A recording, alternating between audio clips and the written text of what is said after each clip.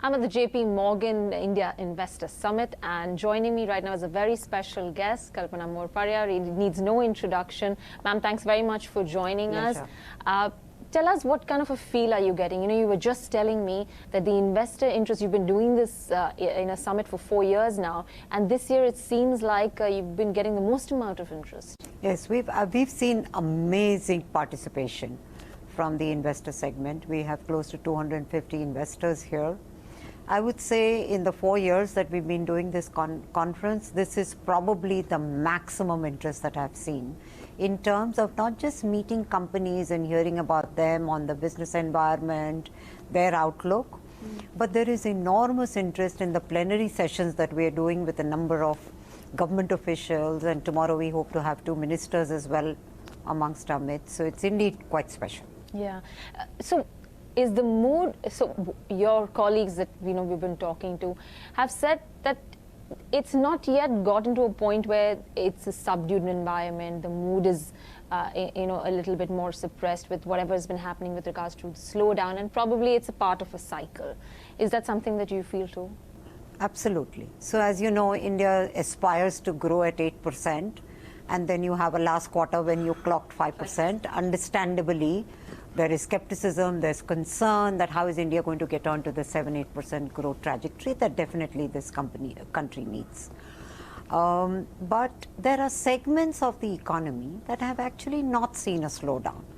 We tend to talk a lot about the auto slowdown, we tend to talk about the real estate slowdown, but as one long-term investor yesterday mentioned to me, if you look at some of the other segments, take travel for instance, take food and entertainment for instance, that's not really seen a slowdown whatsoever.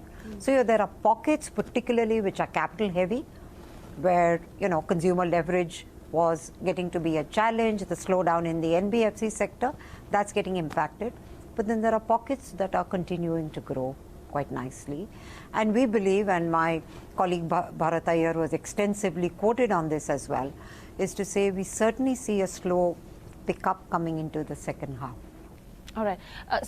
You spoke about the NBFCs, and IL&F has happened a year back.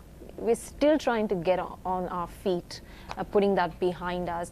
Lots of measures have been taken. The RBI has been very proactive in making sure that there's ample liquidity in the system. But there are still those pockets which are feeling the crunch. It's not reaching them. So the NBFC segment, as you know, played a very critical role in financing the consumer demand that we've seen in India over the last few years. And suddenly some of the players slowing down significantly or being severely challenged on their liability side has had an impact. But I believe we've probably seen the worst, and you will see a gradual pickup coming in. The private sector banks are particularly well placed in terms of gaining market share in an environment like this. They don't lack capital, they don't lack liquidity, and they certainly have a lot of ambition to grow. So I'm quite hopeful. So, the private sector spending also needs to pick up. I mean, you will get that boost and that leg up once you have the backing of the banks and the funding streams are aligned. Do you feel they're a bit on a tightrope with regards to banks getting a little more apprehensive about just lending, considering all the bad experience that they've had so far? So the private investment cycle has certainly not picked up, and I think it'll take some time for that to pick up. I think the government will have to front load a lot of the infrastructure spends that they've been planning. And the government seems to have a very coherent plan in terms of asset monetization. In respect of infrastructure that's already on the ground, how do they release liquidity from that so that they can then invest in greenfield projects? So you'll see private sector participation actually come in when the government in earnest starts the asset monetization cycle. That's not really only in terms of physical assets like roads and ports and airports, but we are all hoping that the government moves beyond, just floating some more stock in the market or transferring it to an ETF fund, and eventually really looking at strategic sales. Air India is the most anticipated one, but we think there could be a slew of other strategic sales that the government could ready itself for. So you'll see private sector participation come in much more in these segments before you really see them going into the greenfield. You think that the steps the government has announced so far are enough? Well, they're engaging a lot with the industry and with market participants, and that's virtually across the board. It's not just bureaucrats, but it's ministers who are engaging with us as well. We also believe that the government has already come up with a slew of measures. We expect to see some more, particularly on the strategic sale and the asset monetization area. Up till now, which of the measures has struck you the most, as in, that you found to be the most apt for the time and the timing of it? So the NBFC segment is something, as you know, we've all been waiting for the government to do something, and they've made some announcement. In fact, the first announcement that the finance minister made, in addition to removing the offending surcharge on capital gains tax, was really the measures that we're trying to see is to boost liquidity into the system. 10,000 crores commitment to a special fund with another 10,000 crores coming in from the market should be really for the real estate sector, because these are the two key sectors that are missing. People were pinning a lot of hopes in terms of some rationalization on the GST structure for the auto sector. Current, kind of rumors that we picked up from the media circles is that's unlikely to happen. But the government's move in terms of giving a big boost to electric vehicles that are two-wheelers, which are some of the biggest transportation segments, I think will augur well. As I said, now we just need to await any further announcement from the government on their strategic sales. The other point is, we were talking about financials and NBFCs. Now, from an investment perspective and from the equity market perspective, financials still have a lot of favor. But the other part of the conversation, or the other part of the equation, is that while we've seen a chunk of corporate loans go bad, the next cycle could land up being MSME retail loans, which could start defaulting. They'll not be as big as the corporate loans, but they'll land up prolonging the recovery process. Is that something that you feel could happen? I don't really see that in the consumer segment, because most of these are asset-backed loans. And the creditors have done an admirable job in terms of looking at cash flow ability of the end borrower really to service these loans. SME, you could see some pockets of stress just because of the general overall slowdown, but the size is going to be significantly smaller than what we saw in the corporate credit cycle, and also it's much more dispersed. The government also has front-loaded the capital commitment that they had made to the state-owned banks, and therefore that's kind of really going to equip them also much better in terms of lending. All right. While that being said, the other angle also, and we touched upon this, was the consumption, the consumer slowdown that we are seeing currently. Till that picks up meaningfully, there are several linkages to the fact that you need to see rural consumption picking up. In the urban part is fine. Money in the hands of the rural consumer needs to be given for them to spend more, for that growth engine to kickstart again. So one is, India's had a great monsoon after 2 years of subpar monsoon. So that in itself is going to act as a big fillip in terms of the rural demand.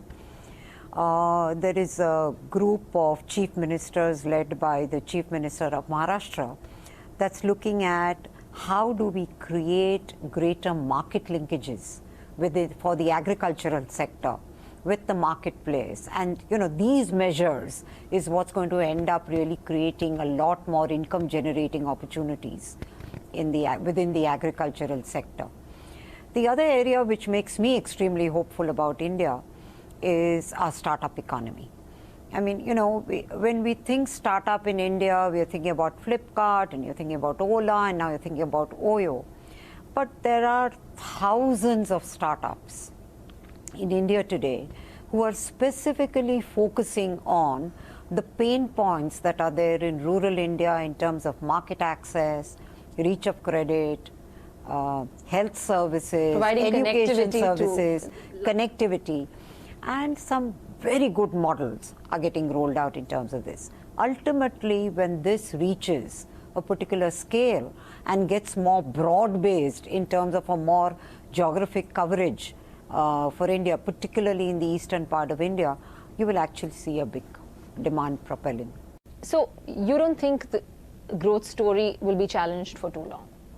I do not believe it will be challenged for too long. Some of the policy issues that are unique to India, I think the government, as I told you, has engaged quite well and is in the process of trying to iron out those glitches.